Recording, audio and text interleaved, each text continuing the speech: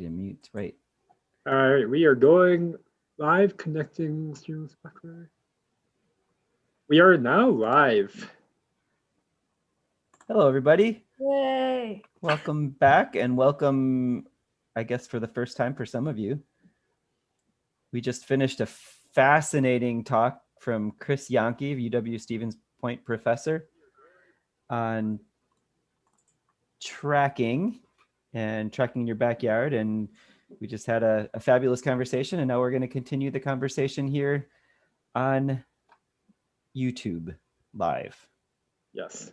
Welcome again, everyone. My name is Ethan Bott, and we're joined here by Tim Vargo, Maggie Steinhauer, and Veronica from MSOE.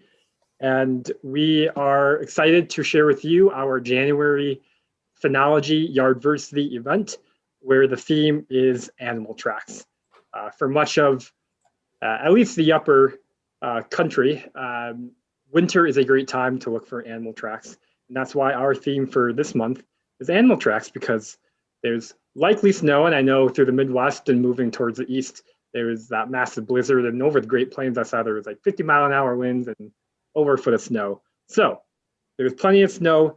January is a great month to look at a different way of seeing what is using your backyard, right? The Yardversity project, we're looking at the biodiversity in our backyards, what exists in there, the culmination of all the backyards of the private land in urban areas creates quite a large amount of land acreage and area, and using iNaturalist, which is a free app, to collect that data, to submit it to this international data set, and where it can be verified by community scientists like you and me, also by researchers, and also by the algorithms within the app. It can help identify your observations, search, and projects going on.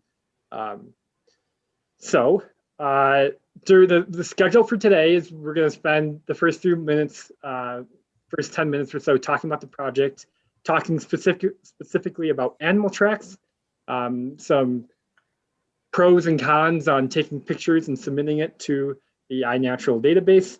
And then Veronica will lead us on a discussion on kind of some of the cultural, historical background, the art side of animal tracks and the history of that.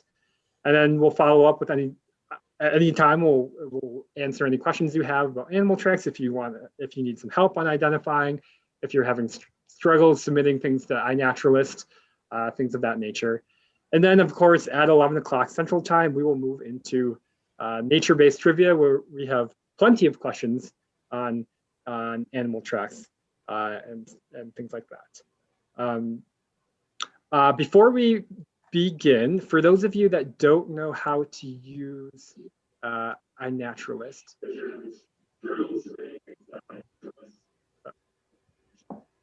oops. Can I hand it off to someone quickly while I get the correct link? Yeah, I was really excited to start looking at iNaturalist, the website again. And of course, we're being joined by Jen Lazuski, who's now officially the most prolific Yardversity submitter.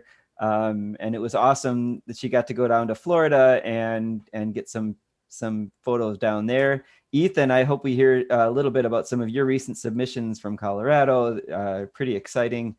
And if you want to follow along, either now or after this, you can open up, if you search in your search bar Yardversity and iNaturalist, you can get the screen that'll pop up. Ethan's going to be talking a little bit about that, but then you can kind of go, it'll show you who submitted things. It'll show you where the submissions are from, and you can kind of look at some of the recent cool submissions. All right, I am going to post a link into the YouTube live chat if I can find it. Here we go. I just, for people that are unfamiliar with iNaturalist, who have never used it before, if you go ahead and click on that link, it'll take you to a YouTube video that I created on how to use iNaturalist, what it is, how to join the correct Yardversity project in iNaturalist, and then how to actually take a picture and submit it correctly to that project.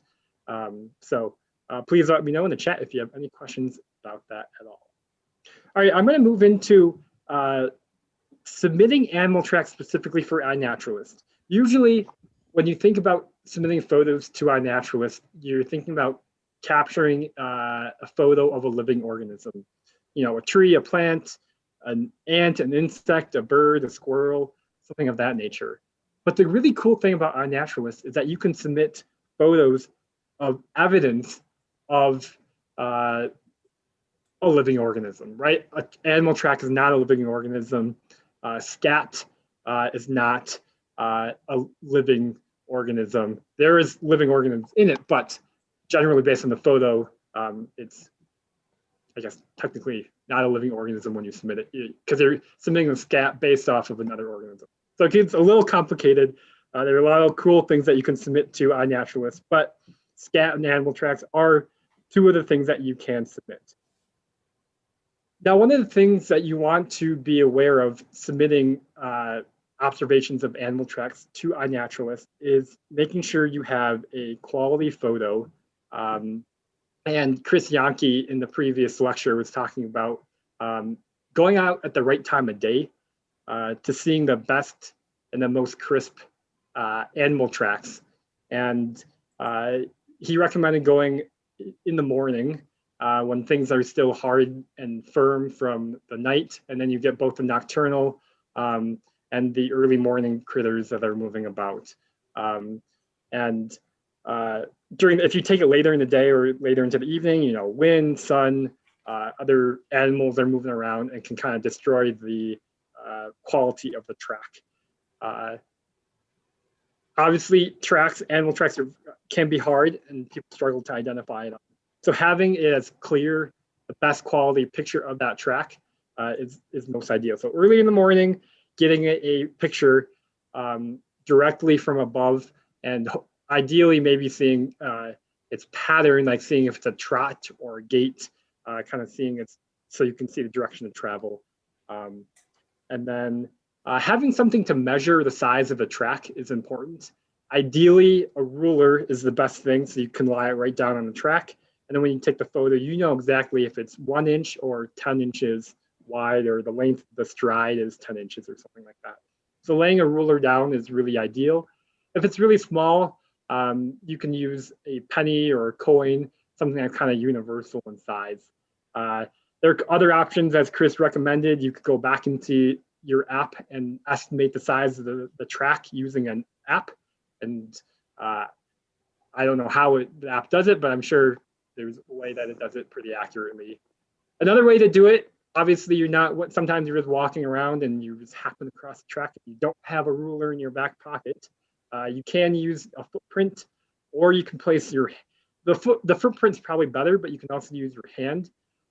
Even though everyone's hand is of a different size, it just helps bring the size to a more realistic, because if you take the photo from really high up, it's hard to tell the size of that track.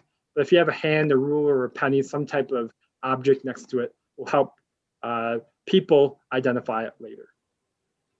I'm going to show you, we can go through the Yardversity project in iNaturalist, and I'll show you some recent observations of some tracks that I took prior to this in preparation. So I'm going to go ahead and share my screen here. Let's see if I get the right screen. All right, so this is my my own personal iNaturalist page. We can go to my most recent observations, and it's in I'm going to go to grid. We'll go to Cottontail Rabbit. This photo was taken in Colorado, and it had snowed during the night. It was a very light snow. And in the morning, almost everything was nice and clear, white snow, and there was a uniform snow. And there were a lot of animal tracks out there. So I decided to go out and take some pictures of animal tracks. And I didn't have anything handy. So here I used my hand. I got my hand down as close to the ground as possible to kind of give it some feeling for size and such like that. And I took a photo. I don't know, based off of this it was taken in Colorado. I'm not too familiar with the rabbits out in Colorado. If it would be a snowshoe hare, or probably not an eastern cottontail rabbit, but so I went to the genus level, and we'll see if someone confirms what type of species it is. Otherwise, we'll just stay at the genus. So this is not the ideal photo. Like ideally, you'd want a ruler right next to it, but in the pinch, I use my hand kind of for comparison. Oh, the other thing I really want to recommend is, so again, for every observation that is in a backyard, to submit it to the Yardversity project. Again, watch that video I linked in the YouTube chat.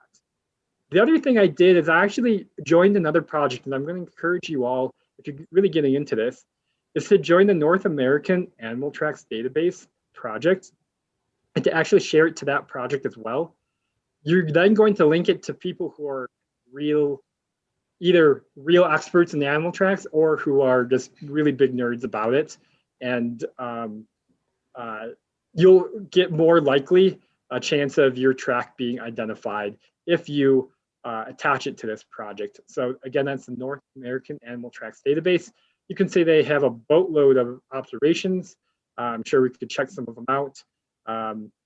Here we go. These are some great tracks. And so this is just a great place, great resource, especially for this month's theme of animal tracks, to include your photos to the Yardversity project and to the North American, I already forgot what it was called, Animal Tracks Database or something like that.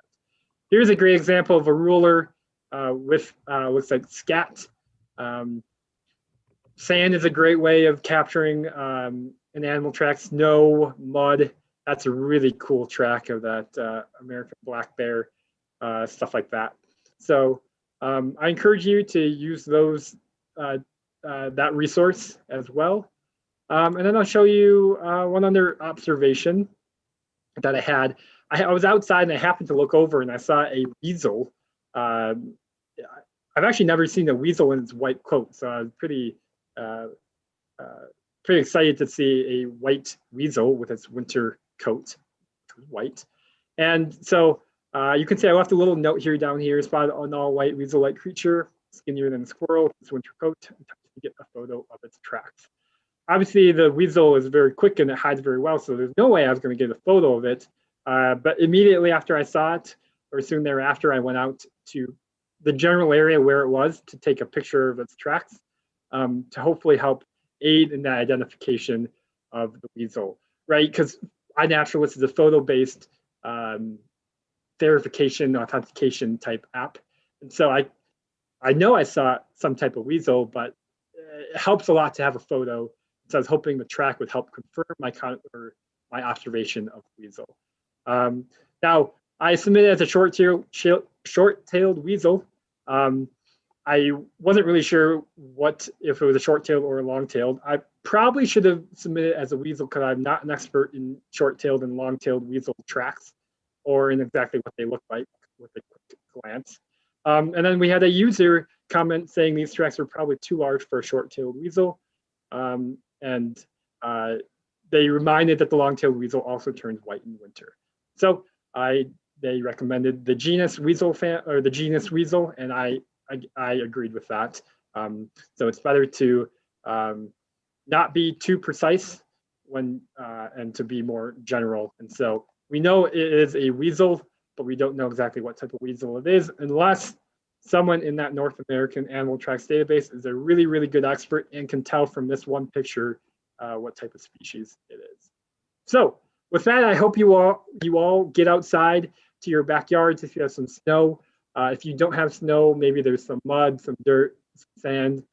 Maybe look around the base of trees for squirrel tracks and stuff like that, and take some photos and submit them to iNaturalist. You know, Ethan, one thing that I was thinking about is a recent track. It was a few years ago.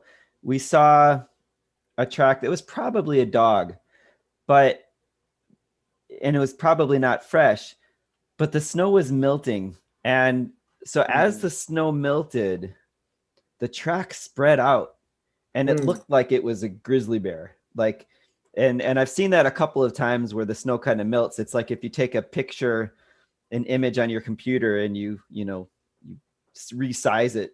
There were a couple of times where prints just get bigger as they melt, and it just looks like these monster creatures. So that's another, I guess, another reason to get the as fresh as possible. But that was if we would have put a ruler by that, somebody would have thought, oh my God, that's a dire wolf or something like that.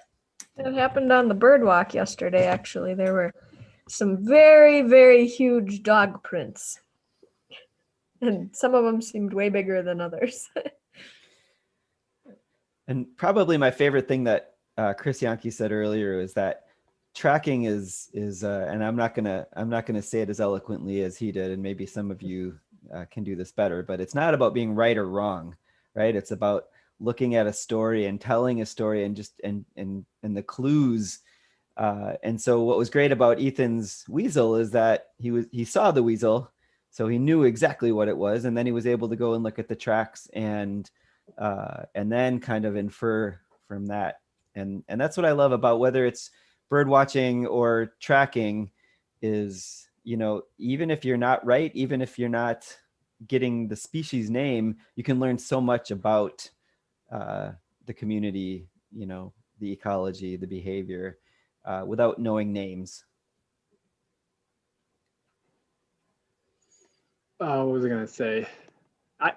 I really enjoy, I also agree with you, Tim, from Chris's lecture about you're kind of using a series of clues to help you identify the track. Same as for a bird, you don't identify a bird just off of one single characteristic. You're looking at the size and the shape of the bird. Also for the track, you're looking at the size, the shape, the gait. Is it loping? Is it registering? Is it walking in its own track? Is it walking in a straight line? And how many toes it has. That can be hard though with all the tracks. It might look like 4 toes when actually they're 5, and one of them just got buried into the snow that you can't see. But it's just like using your investigation skills and trying to figure it out and piecing the clues together to give you the best guess, and knowing that, all right, 13 line squirrels aren't in this area of the United States, so I can rule that one out. I know I have eastern gray squirrels here and eastern chipmunks here, so maybe it's one of those two rather than all the species of squirrels in North America. So it's putting so many different clues and the habitat and things to work to help guide you to investigation. Do we want to move into our next theme or discussion on talking just about some art in nature with animal tracks, and then feel free again to post your observations into iNaturalist, ask any questions in the chat, and we'll get back to that in 15 or so minutes. But with that, we'll move on to our next segment. Yeah, you guys kind of lit it off perfectly there, talking about spatial thinking and just like thinking about the storytelling of animal tracks.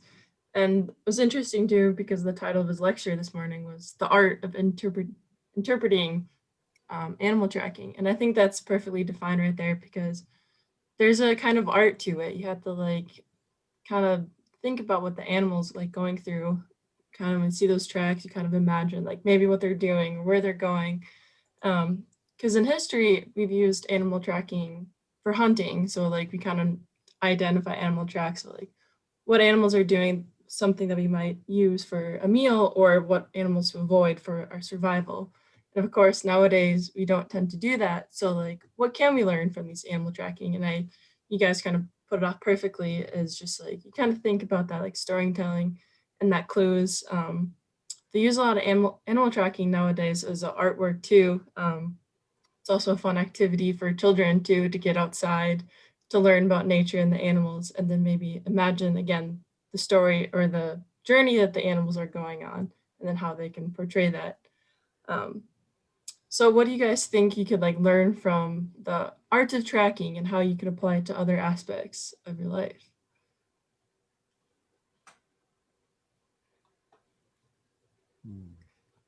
It's a very philosophical question. I think it. Oh, go ahead. No, you go.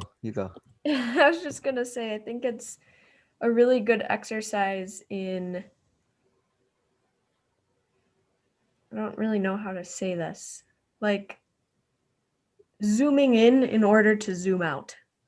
So like taking all of these small details that you're seeing and trying to use them to build into a larger story, and a story that you may not know the real answer to, but kind of thinking outside of the box of where all the different possibilities that could be happening in this situation. So I think that almost translates well outside of tracking too in daily life, is how to kind of focus on small details in order to Mhm. figure Yeah, out look at the clues. bigger picture. Yeah. I like that a lot. perspective, like when you look at something from a very tiny lens versus a big lens. And for me, I'm a total history buff, and so it's, for me, tracking is just another way to, it's another form of history. I mean, if it's fun if you see a building that was built a long time ago, you can kind of look at that building and you can look around the building. Maybe there's foundations, something that had a purpose that is no longer there. Even if you walk around Riverside Park, there's a foundation of the old curling club, the Wisconsin Curling Club, and it's since moved on. And it's just a perspective difference, that now you're looking at something that's already happened and trying to tell the story. And it's very similar. It's just maybe one of the reasons why I love to, when I do come across a track, nobody knows exactly what happened unless it's on film, right? So it's just your interpretation of events and what you know, and then it's kind of cool to think about what may have happened, whether it's human history or whether it's what just happened this morning in this field, and I'm now walking by. That's what I really love about the tracking aspect. And so many people that study animals never, it's particularly if it's an elusive animal like a fisher or a wolf, the chances of you actually seeing that animal if you're studying it are pretty low, again, unless you have a video. So all these clues that they leave you, it also helps to study their biology, whether it's their scat or their tracks or what they were doing, or yeah. How about you, Ethan? Do you have a take on it at all? I think it's pretty cool how like animal tracks have like how they're like in relation to like geocaching or something, and we're like going down this trail, kind of looking at your phone, trying to get you're within 10 meters or you're within 100 meters, and you're like trying to solve this clue to get to the spot. And it's just, I just think of like back in the day, or when indigenous people were doing it, it was a way of life, and that was like, it was part of their culture and it was part of life. And now we're kind of like simulating that way, kind of, I don't know, like Pokemon Go, and kind of in this modern world, we're kind of doing similar ways. So I don't know, I was just like looking at that dichotomy between the two, and think that's kind of interesting that we're, I guess that's like part of human nature to like discover or find and follow and stuff like that. So Yeah, it's like interesting how you become so fascinated over these like small tracks or these small details that you see. And because as Maggie was saying, like that small, like those clues, like bringing those details and putting it into the bigger picture. And I think that's really something that can be applied to life too. It's like, how do you fall in love with those little details? How do you be fascinated by those? So then you can look at the bigger picture with these like, that curiosity to want to know more. And it's interesting to you then how you're thinking about how you're going back to like tracking and following. And I feel like it always, like being curious about animal tracks, it does bring us closer to nature a bit too, because we're interested about like her story, the nature story, and her like children of the land, kind of in a way. Well, and when you say story, think of some of the more, I guess I started to think about some media, some movies, and how tracking has made its way into the popular culture. And I'm thinking of a few movies in particular. where tracks are a big part of the story, and you know, The Shining is a big one, and I'm not going to say anything about that. But the end of The Shining, the tracks are, you know, the kids leaving in the snow is really important. And then I don't even remember the name of this movie, but I also remember, maybe one of you do, where I don't know if somebody's being tracked in the forest, but they do something similar where they stop their tracks and then they back up and then they climb a tree. Mm-hmm. It's a popular movie and I can't remember what it is, but I think about that. Or if you think about even, you know, The Princess Bride, and the trackers come through and are able to see what happened in this sword fight by looking at the clues on the ground. And 101 Dalmatians. is that part of it too? Cruella de Vil finds the tracks when they have to. All the puppies are running away, and they have to use a branch of needle to Oh yeah. over their tracks so she doesn't see them. Yeah, that's interesting thing to think about too. You can use deception in your tracks to remove your story or change it a bit from other perceivers as well. Well, and I wonder if other animals do that. I'm sure they do. Because deception is a thing, you know, in whether it's you're pretending to be bigger than you are by puffing yourself up, you know, and well, I'm sure there are examples of animals that will cover up their tracks, but I wonder if there's even a more deceptive use of these signals. I'm sure there are. Well, I wonder, like if a wolf or something is tracking their prey, I'm like, I don't think they're, well, maybe they are. Maybe they are looking at the track, like physically looking at how the track is and following it. But I'm sure they're using scent too for a good amount of it. And I wonder if animals that are like emitting different odors to like hint that like they were here this long ago or at this time, or that odor is leading to that direction or something like that, and to confuse the predator chasing them. So I don't know. I think too, like when the animals scratch up against like trees and stuff, they too, either they're by accident or like, especially when territorial animals like leave their scent and stuff too. So that's almost kind of a way of tracking.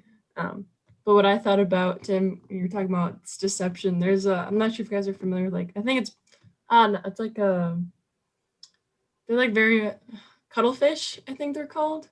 And sometimes they'll change their colors and they'll give off different scents. So they'll be like a female. So other like cuttlefish will come up to them thinking they're females. And then, you know, I don't know what the goal of that is, but I think they do that for some reason. Yeah, well, there's definitely animals that to get closer to other animals that would be aggressive, and usually it's a case of a male, and a strategy will to resemble a female, which allows it to get closer to the dominant male who would otherwise attack it. And so part of it would be self-preservation and not saying I'm threatening you, but part of it sometimes is, in this case, to get closer to females that they wouldn't normally get, you know, closer to. And this is really when you get into game theory, and I love all this stuff. But yeah, and the scent, you know, I mean, just, yeah, Matt, that's predators use scent to mask, you know, the wind, and to mask their own scent. And when we were, you know, if you're in a tropical forest and there's peccaries, you will smell those peccaries way before you see them. So yeah, maybe it's a lesser known, maybe because it's less permanent, but definitely scent as a tracking method. It's maybe a little off topic, but I have an animal tracking story that I'm very proud of from when I was a child. We had a couple dogs, and we had a standard poodle. So it's a pretty big dog. It was like a 80-pound dog, and whenever he got out of the house, he'd be gone.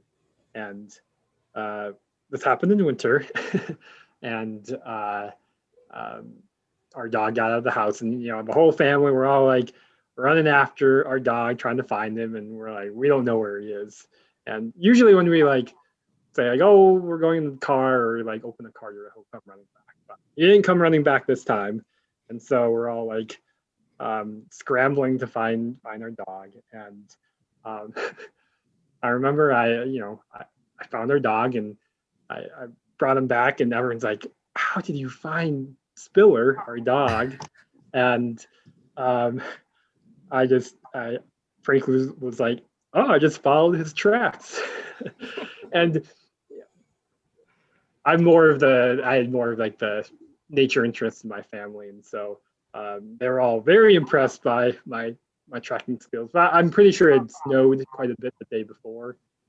And so it was pretty easy to follow the one pair of tracks going off behind the house off to wherever he was going. So, but that was probably my biggest memory and proudest memory of me tracking an actual animal and catching it and bringing him home. Nice work, little Ethan. What was he end up doing when you found him? Was he sniffing around, or just what was he doing? I forgot what he was doing. He wouldn't like leave, but like he'd just like try to stay out of your reach and stuff. So I don't think it was that hard to catch him, but I was able to find right where he was going. So That's cute.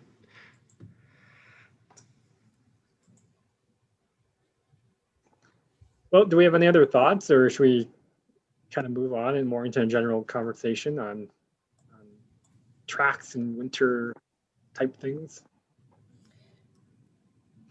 I'm cool with that. It was pretty interesting too to read about the before we move on about the how people who are very good at tracking have been used in warfare, in past times and in semi-modern times too, and potentially right now.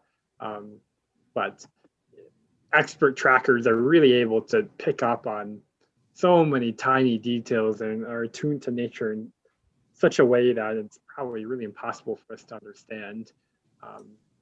But there were a variety of groups that were enlisted, indigenous groups that were used, at least in North America, for better or worse purposes.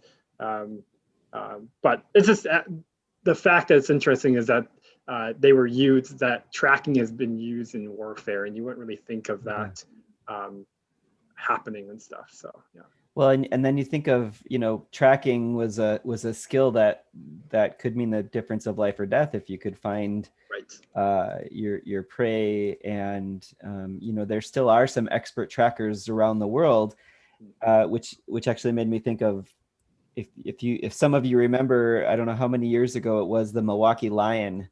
And I definitely had my dad call me saying, Tim, stay out of Washington Park. They found a lion. And at first they thought it was an African lion or a mountain lion. They weren't sure. And then the police barricaded off these sections, and it was this huge story. Well, a little while later, Animal Planet brought in there's an episode somewhere floating around about the Milwaukee lion, and they brought in a tracker from Malawi in Southern Africa, and they went through the stories, the footage, and at the end, like Chris said, you don't know the facts, you don't know exactly what happened, but in the end, this tracker was able to say pretty confidently that there was a mountain lion that had come through the area. They found some old kills, and that had they can kind of date how old it was, and based on the progression of necrosis and I don't remember all of the details, but this guy, and it might have been a few months after the fact, came in and was able to pretty much track what he thought was a mountain lion that had gone through Milwaukee. And male mountain lions in particular at certain times of year are going to go out and disperse away from the family territory, and they can go many miles, across many states in that period of their life. So that was a local kind of hit home tracking story. That's interesting. They to bring him. You say he was from Africa, or? From Malawi in Southern Africa. Yeah. Wow, that's really cool too that you just brought somebody in just for that show. I guess they had a connection with him. Good media. Yeah. It was one of those shows that it takes, there's so many buildups and pauses that just trying to keep you there for the half hour or whatever. They probably could have told the story in about 5 minutes, but it was good media, good music. Yeah. That's part of that storytelling, right? They gotta leave you build up the tracks to the end of the story. I was thinking it's like cool to think about like animal tracks too. I think Chris like mentioned like in today's trivia, like who took Maggie's coffee, and it was like between like one of you guys and Megan. But that's interesting to think about too. It's like the tracks of humans that we leave behind too, since we have more of a social cues between each other. So they're not necessarily tracks, but like they're cues. They're like clues of saying like what's our like story, like with facial and like body language too. So paying attention to those as well can actually tell a story about another person too. Mm-hmm. I don't know why I keep thinking about it, but going to the human side and crime and stuff, but like I mean they use footprints too, like boot prints to see what size, what make, model, if there's a crime that happened, to help identify that. So I don't know, just the human side of tracks too. Yeah, we have like fingerprints, like hair and stuff, saliva. That's cool to think. Ethan, I'd like to know, why don't you one of your recent observations was a bobcat for Yardversity. So this is a little bit off the tracking, but since why don't you tell us a little bit about that? Yeah, well, okay. First, before I start, I didn't take the photo and I actually didn't see it, but where we're staying in, the owner of the house took the photo and shared it with us. And they are not part of the Yardversity project, so I kind of submitted it for them. But they saw a large type of cat underneath the trampoline in their backyard and took a photo. And this is up in kind of the upper lowlands of the Rockies. As you start entering the Rockies coming in from Denver. And so it's very different for many of our viewers are from Wisconsin, where a mountain lion in Milwaukee would potentially make international news, as evidenced by that TV episode. Mountain lions, bobcats are more evident out here. There's mule deer instead of white-tailed deer. You have different squirrels. Weasels are much more common in these areas. And so anyways, there was a bobcat, and it's cool that they were able to take a picture. It's now in the Yardversity project. And I'm guessing it's probably the first bobcat in the Yardversity project for a backyard, as bobcats are quite hard to get a glimpse of. So really cool observation to have in the Yardversity project. Yeah, and it was also fun to see Jen Lazuski, who went down to Florida, and that's one of the great things about the Yardversity project is yards are everywhere in the world, and yards function similarly in Florida, and so we got some cool new species to add, like fish crow and some of the anole lizards, and so if any of you are ever traveling somewhere, it was really fun to see all that, especially those of us who are stuck up here in the cold, which we love. But it was kind of fun to vicariously see what Jen was doing down in Florida. And so one of these days we'll have to get her on here to tell us about some of the things that she saw. Yeah, there's a beautiful photo of a short-tailed hawk, of cattle egrets. So I'm sure those are all first-time observations for the project. So very cool. So thank you. I just think it's really interesting too how tracking can be done in so many different ways. And it all kind of stems from that visual, the signs you're seeing on the ground. But it's really, over time, technology has taken such a big part in tracking with radio tracking and GPS tracking and camera tracking. And we use a few of these at the UEC, but it's just interesting how having all of these different pieces of the puzzle you can really add up, and how much the technology side of things can aid in just that. What would traditional tracking, what would you call? I don't know, but just going out on a walk and looking at the ground and at, the bases of trees and areas like that. I don't know. It's cool how it has evolved, and it'll be interesting to see how it continues to evolve. But I think there's always that really strong foundation of just being connected to figuring out how things are working, kind of behind closed doors of what you're normally seeing. I mean, what better way to spend, the pandemic during winter, at least in the upper parts of the United States where it's cold and there's snow, and then to go outside and investigate and see some cool animal tracks. And it's kind of fun. Each month we have a different theme, and we talked about dragonflies and birds and moss, and they all can lead into their own specific hobbies or interests, where you can really get into animal tracking, or really into dragonflies, or really into moths, and become your own community expert in those stuff. So I think it's animal tracks is just another really great hobby and something to learn about and spend time doing in your free time.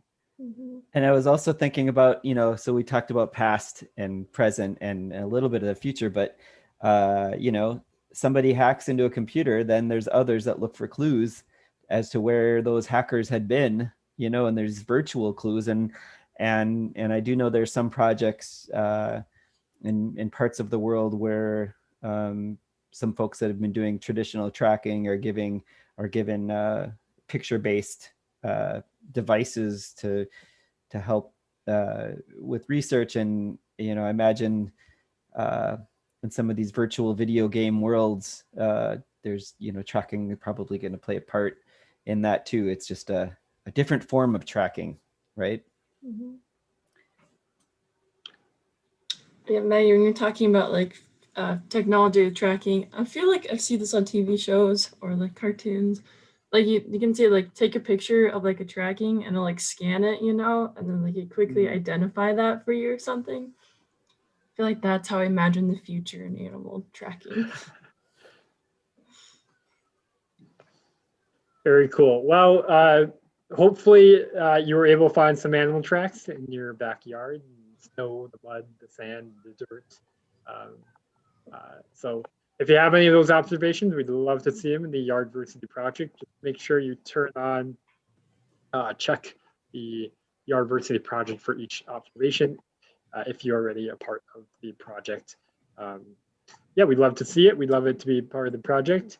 But at this time, I think we're ready to start moving into some trivia, and we'll kind of continue the discussion based off of the questions that we're asking. So, are there any other thoughts before we move on? Good discussion today, though. Yeah, and I think I think it's probably worth saying it's the so far the participation in Yardversity has definitely matched the weather, and so it's likely that we're gonna take a little bit of time off from these kind of regular times where people are out, but with spring and the new hope, we're gonna kind of launch some big spring blitzes, and it's really anyway, we're going to be sticking around, but we probably won't be here until then. But a lot going on in the UEC in my backyard and the Backyard Naturalist, and that's all I have to say. Yeah, we'll still be continuing trivia in the Friday morning lectures, but the data collection, it's a lot harder to collect data in the winter. So animal tracks was a good one way to end kind of our winter Yardversity data collection on. But obviously, anytime you can always add data to the Yardversity project. Just make sure you check the Yardversity option. And yeah, as Tim said, we'll hopefully be back collecting data and with all the spring ephemerals and the life reappearing in spring. We just got a question from Karen on YouTube Live, and this isn't about tracks, but why did the Starlings suddenly arrive? And that's a really excellent question. And you know, one of the, I think that question right there is one of the, it just kind of illustrates how cool it is to be paying attention to the changes in your backyard. And for some birds, their arrival and their departure are like clockwork. Like, you know, that in late February, earlier March, those red-winged blackbirds are going to be here. And then you know that by mid-May, we're going to have these warblers back. And, you know, February 14th, right around Valentine's Day, you're going to hear those cardinals sing. So some of those things are regular. But then there's some groups of birds and other animals that really just kind of follow the weather patterns, and they're following other things. They're following prey. So birds like cedar waxwings, birds like starlings that we're asking about now, sometimes they haven't been gone, but they've just been elsewhere. And then all of a sudden something happens to cue them in to your backyard where you start to see them. I remember walking out of my yard about a year ago, and there were 250 crows, and that's a conservative estimate. And you know, starlings, blackbirds, a lot of these crows are social beings, and so sometimes they gather in large numbers to exchange information. Sometimes they gather in large numbers because the food source is there, or they're kind of moving. They depleted an area, and for whatever reason, you know, it's never simple, and that's the beauty of ecology. It's never simple. Something causes these birds to start to show up where they hadn't been before. And so, you know, I don't know why the starling suddenly arrived by you, Karen, but it's, you know, I would say likely because they're social species and they're in groups. There's a reason, and only they know that reason. But roosting is one behavior that, you know, can cause animals to kind of get together in an area, even if it's not nighttime. Maybe they were roosting nearby and they found there's a good food source nearby. So, and then they'll stick around for a while, and then, you know, maybe 2 weeks they'll be gone, and then you'll be asking the question, you know, where did they go? So, that's an excellent question, and it's about the best I can do, but I love it.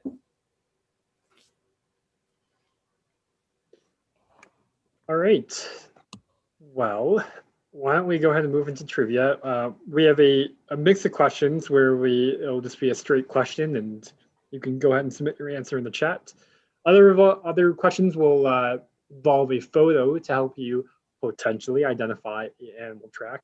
And I'll share my screen with the image of that question with that photo. Maggie, do you want to go ahead and get us started? Sure. Can we do question 1? Yep. Animal tracks? Oh, for animal tracks. Animal tracks, yeah. Yes. All right. Need to share my screen.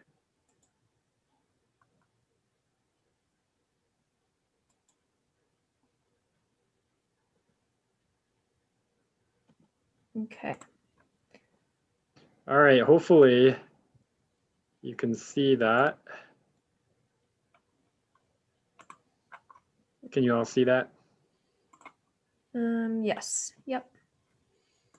All right. So you find these footprints left behind by an eastern cottontail.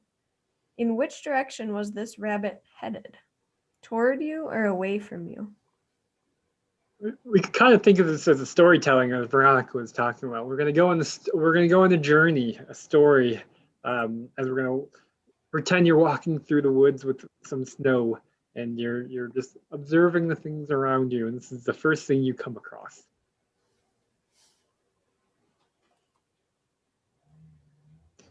I did have a picture of this as well, if you remember from earlier, that I submitted into the Yardversity project. Mhm. We looks like we have an answer from Judy. I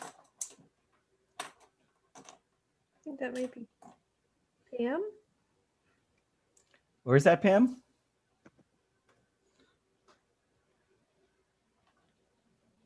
Toward. Yes, that is correct. So, oh, and we have an answer from Jen saying away. And yes, it is Pam. So Sorry, Pam. this rabbit is coming toward the camera. So the pattern in which they land, they have their front feet kind of underneath them, and then they bound forward with their back legs. So their back feet are going to land in front of their front feet. And it's kind of cute. Sometimes you can see their little bum or their tail mark there as well. But so yeah, this one is moving toward the camera. And squirrels will do that too. And then it's often, you know, how fast are they going? And obviously the distance between these tracks, you can imagine that little rabbit is moving pretty fast. And then so the last thing to leave the ground is those two back feet for their huge leap. And then the first thing to hit the ground are those two little front feet that are kind of in the center. And then those back feet come back, and the little springy rabbits are going. So yep, that one is coming toward. Veronica, do you want to ask us next question? Sure. So next you come across some scat.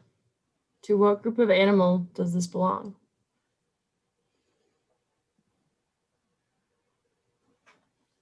Looks furry to me. I don't think I've ever seen this type of scat before in my life. I don't think I have either. I think you have. I bet you have. I bet we've all seen it. Is that a hint? Maybe. M says canines. And Pam would be correct. So when you look at this, well, how do we know that it's a canine? And then the next question is would this be like your dog, canine being, you know, your pet dog, or would this be a wild dog, and why? And this question has caused some internal questioning too among our group about why. But two of the things that you're looking for is so these animals, the scat is full of fur, and you know, I guess it's possible that your pet dog is out eating other critters that are filled with fur, but usually you're eating the purina.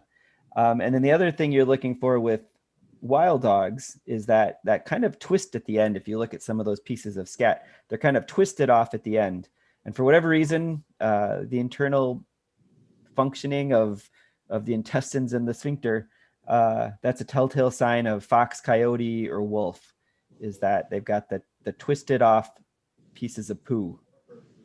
So nice work, Pam. Maybe I have seen it and just hadn't realized it's some type of wild dog. And this one is in particular is a wolf. And I actually, there was a ruler next to it, but I didn't want to give it away. So they're pretty big pieces of scat. You want to do the next question, Tim? I sure will. All right. So let me get here. Oops. Okay. Question 3. Later, we come across these deer tracks. And if you look at them closely, the back legs are put in the exact same spot as the front legs. So even though the deer has 4 legs, you're only seeing half as many prints because the back legs are going right into the front leg. So there's a name for this process that trackers use. And what is that called? There's a specific term for when animals put their back legs in the same spot as their front legs. if you do remember, I did hint at it earlier in this discussion. And I And- also see this with people too. Like if you're following somebody in the snow, it's a lot easier on you if you put your tracks where their tracks were, because you don't have to fight through the snow again. Right, and so you'll often find this in specifically wild animals. So in wolves, rather than dogs, they have a different. They're trying to survive. Wolves are wild. There's a lot of things trying to kill them, and there are a lot of things on the line for them. As a dog, they have food every night or every 2 days or every twice a day, whatever. How often you feed your dog, and so they have a very comfortable life. And so wild dogs can do the same type of thing. You'll tend to find this in wild animals because it saves energy by walking the same step, especially in deep or heavy snow. So it's an energy saving way of moving. Looks like we don't have any guesses yet. It's a hard question. In the term, it doesn't really sound like what it means. It doesn't really register in that way. Is that what you're trying to say? Yeah, not quite. Yeah, I think you're right.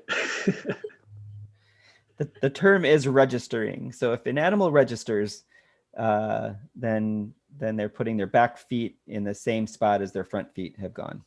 So new term for today. So you can see that there's not two sets of tracks because the back one's coming exactly into it, and so on and so forth on the left and right side. Are those deer tracks? They are deer tracks, correct.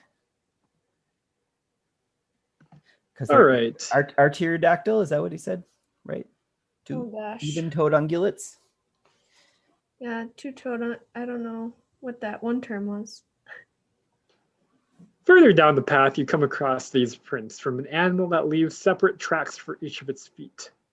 Which common urban waddler do these prints belong to? That's a really good photo.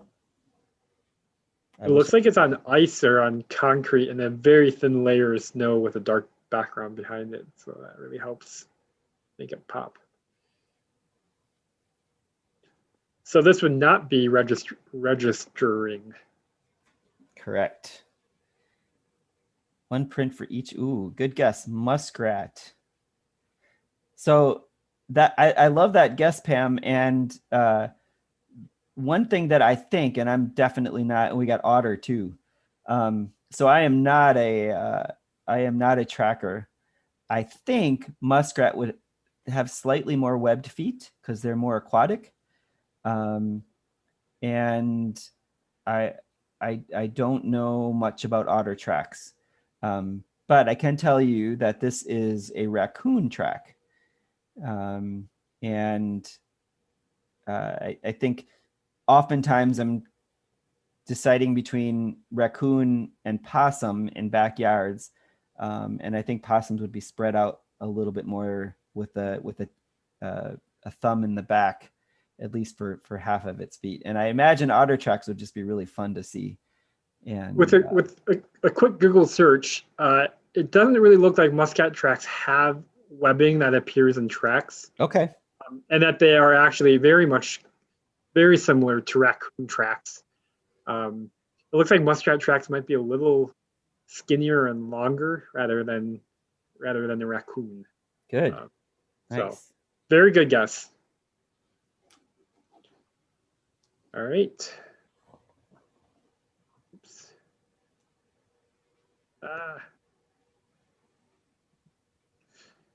All right, Maggie. All right. All right. So we know that these tracks look like they belong to some type of dog, whether that is wild or domestic. And I can't, my eyes are not that good to see that question. So let me. No, I can finish reading it. Okay. There are differences to look for, however. Are these prints diagnostic of a wild dog or of a domestic dog? So we saw the differences between wild and domestic dog scat. Now we're looking at the difference between wild and domestic dog tracks.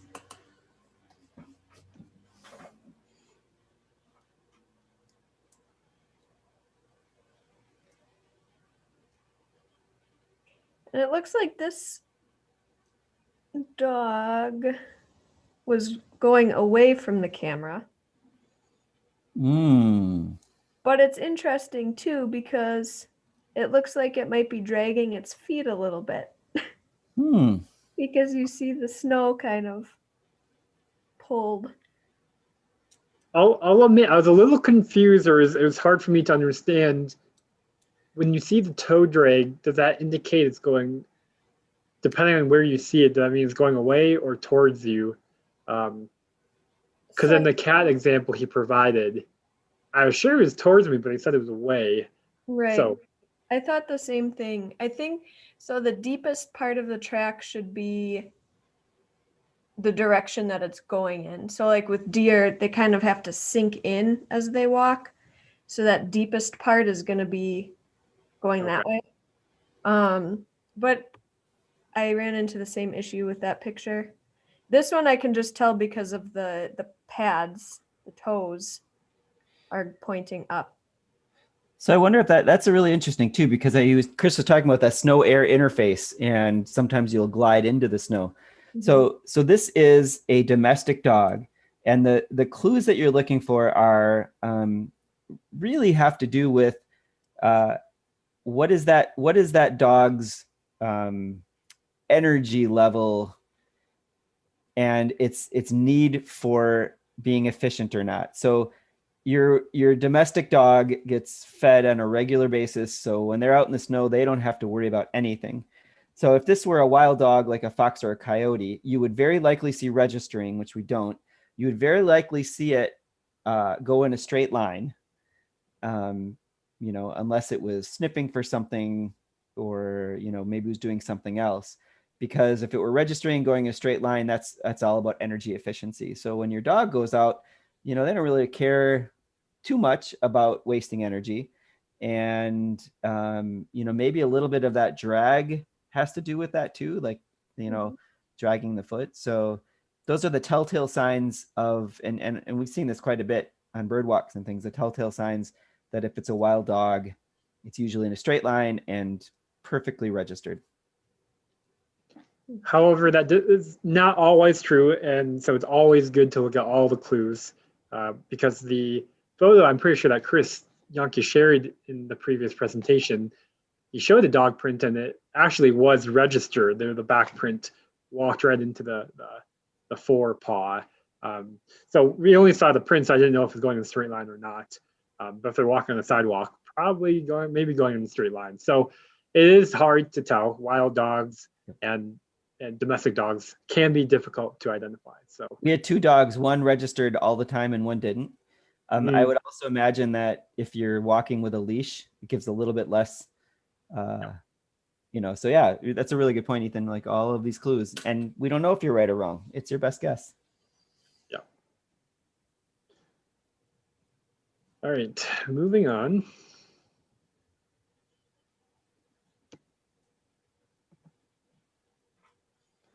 Veronica, do you want to, I don't know if you can see it through that.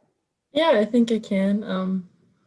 Some biologists rarely witness or study animals, particularly if they're elusive, like wolves. So they have to study tracks and other signs. Wolf biologists follow tracks looking for the occasional RLUs that are purposely left behind by the wolf. What does that term stand for? So wolf biologists look for, when they're tracking, they look for RLUs. So RLU stands for something. And I remember going out with a wolf biologist and we found wolf tracks, and this particular guy got super excited when we found an RLU next to the tracks. So what do you think that means, RLU? Is this a super scientific-y term? I think this is, I don't know, we should Google it. I think this is a term, it probably is. I don't know. True scientific term. I've been wrong like 4 times already in the last 15 minutes. So but is definitely used by these wolf trackers. And I'll give you a little hint. It was a little yellow.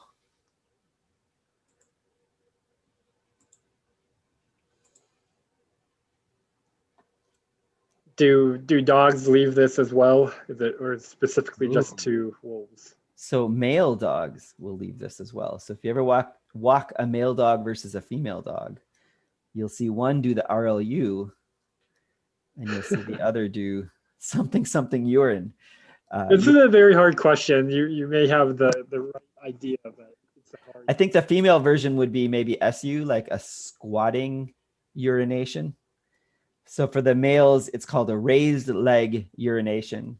And if you've ever seen the movie, now I'm forgetting the name of it, about this dude who's tracking wolves in the wild. Never Say, Never Cry Wolf, I think. This guy goes to live with the wolves, and he goes around leaving his scent in his territory so that the wolves can, it's a communication. So raised leg urination is an RLU. Why was he so excited about that? Because it was communication? Yeah, well, it just, it gives the wolf biologists information, what, because that wolf, those, particular urinations, they have a purpose. They're not just relieving themselves. Like, it's all about the communication, and you can smell so much about another wolf or dog or cat. When my dog smells and stops to smell another dog's urination, does this weird thing with his mouth where he'll like open and close his mouth, and they're tasting so much. And there's, our dogs have so much color in their smell. So there's a ton of information in your urination. Horses will do something too when they smell something particularly strong. Their upper lip will go right up because all the sensors are right under there. So cool. All right, we have a couple more questions. As you continue on your journey, and you've been looking down on the ground for so long, you finally look up. You see a telltale sign of a different animal. This photo is evidence of the presence of which animal?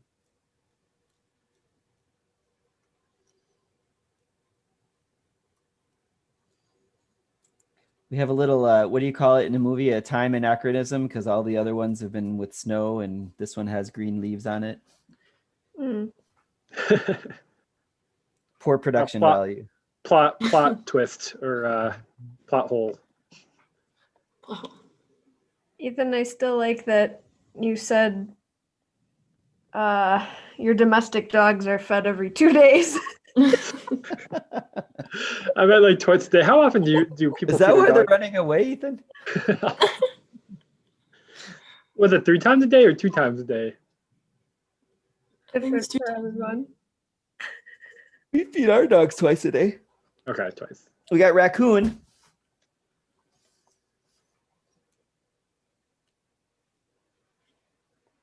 That is a good guess.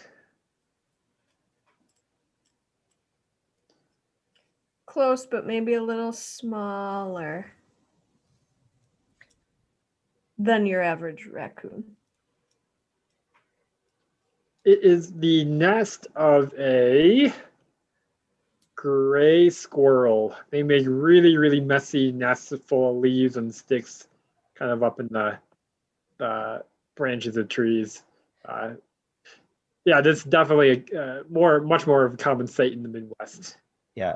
And gray squirrels, I mean, it's pretty amazing that they're using, I mean, that's essentially the same reason that we get down blankets, because they put all those leaves and branches, and it's kind of messy, like Ethan said. But when you put a squirrel in the middle of that, and the squirrel's got, I don't know what the body temperature of a squirrel is, but it's probably pretty high, 90 something. And then that, it creates this little pocket of heat that's captured in that insulation. And it allows squirrels to be active all winter long. So we have time for maybe 2 more questions, so we're gonna expedite things here. This is a very unusual track, if you are lucky enough to see this. As you continue on, your attention is headed back down towards the ground. How would you explain the strange pattern that you see in the snow? Now, if you actually went on a walk and you saw all of this stuff, that'd be Solid. pretty awesome. Sounds like if you go through the Schmeekley Reserve at Stevens Point, you can. That's right. But I can attest it is a beautiful park. I've seen this a few times, this pattern, and it's one of my favorites. It's so cool. Where? Have you actually seen it in real life, Tim? Yeah, just like a handful of times. Oh my gosh, that would be so Where? awesome. Northern Wisconsin. Very nice. In fact, I think we used to do some trips up there in the before time. Do you find in your experience that these happen more in open areas or in wooded areas? Good question. I don't think I've seen them enough to do that, but yeah, they're a little more open. And sometimes that C pattern you'll see repeated a couple times in succession. Looks like Jen is correct. It is an owl, and it likely caught a rabbit. So well done. Those are the impressions of the owl as it's swooping down, and then it powerfully lifts itself up at the moment of capture. And it looks like it didn't even alight down onto the ground. It just captured it and flew off with it. So well done. Yeah, it looks like maybe this rabbit was completely caught off guard because I don't see any sort of Trying to run away or anything. running away or scuffle or anything. Unless it did like the kid did in the movie and just like slowly backed up. Yeah. All right, moving on to our last question here. At the very end of the walk, does anyone want to go ahead and... You come across one last surprise, a teleporting device that takes you to an entirely different continent, and you come across these prints. Which animal would you be following? And the hint is that it's south of the equator. So what kind of animal leaves these prints? And it's not an arteriodactyl. I think that's right. Are there wolves south of the equator, like far south? So there's no, like the timber wolf isn't, but there are, I don't know. I mean, maybe not. I think there, I don't know. Probably looked it up. Somebody's gonna. Yeah.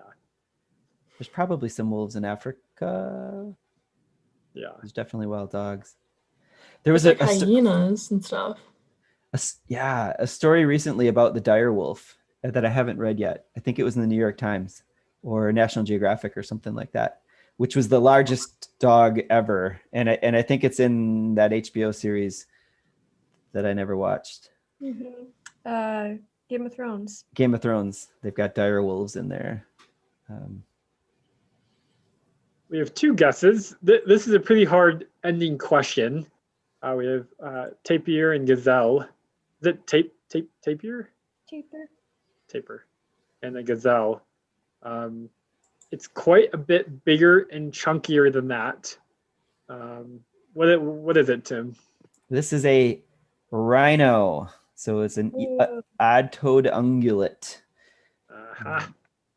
And there's also a super sad story about the last mother and daughter white rhinos. So we want to end on let's end at a better note than that. Yeah. Cool. Well, that is, we have arrived at our the end of the time. Oh, it looks like we got some submissions into the project. Ooh. Very nice. Potentially some eastern cottontail rabbits, of a scat, and of the print. We have a nice mourning dove in there, and a eastern gray squirrel that has been fully verified by the community. So that is an awesome track there, Jennifer, with a ruler right next to it. Yep. It has two photos, wonderful, and has a ruler, and so very cool. Those are some excellent track photos. So we would love for you to submit more if you have any more of those to everybody out there. And Jen, you are the Yardversity emperor. It's so cool. Even on a cold day like today, you're out there getting this stuff, and We love it. Yeah. Well, again, we will probably see you again on this platform probably in springtime as we relaunch for the spring life ephemerals. But as always, join us on Friday mornings and for trivia as we will continue our themed month discussion through lectures and through trivia each month. So next month will be owls. We'll have a guest lecture on owls, and we'll have trivia themed around. With some live, there will be some live owls as part of the Friday morning. We got the wonderful folks at Schlitz Audubon who are going to come on and bring some of their raptors, their owls. Interestingly, they're one of their owls they can't bring. It's a great horned owl who will actually be, even though she's not going to be laying viable eggs, they let their owls go through their natural progression, and this would be a time when these owls would be on eggs. So their great horned owl is going to be on maternity leave, but they do have another couple of owls that we're going to be able to see live. So we're super grateful for them. And I will say trivia is Thursday night trivia, not this version of trivia. Yes. Well, thank you again, everyone, for participating, and we hope to see you in the coming weeks and months. My connection is unstable. I'm not sure if you can hear me. But we hope to see you in the future. All right. Thanks, everyone. Yeah, thank you.